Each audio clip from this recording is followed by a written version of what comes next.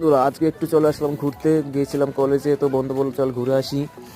ও কর্ণজোড়া পার্কে আসছি আর চারিদিক দিয়ে শুধু মাল আর মাল। আমরা হচ্ছে এবার একা একা ঘুরছি। সোমবার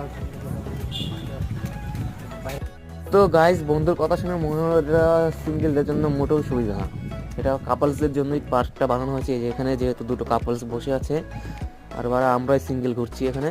ওই যে দুটো কাপলস রিলস করছে এখানে।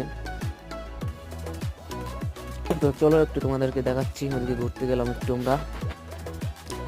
তো ওই যে দুজন দোলনা খাচ্ছে, মানে যাকে দোলনা খাওয়াবে সে হয়তো নেই, আমাদের মতো নেই সিঙ্গেল ওরাও, তো ওরা এখানে নিজেরা খাচ্ছে।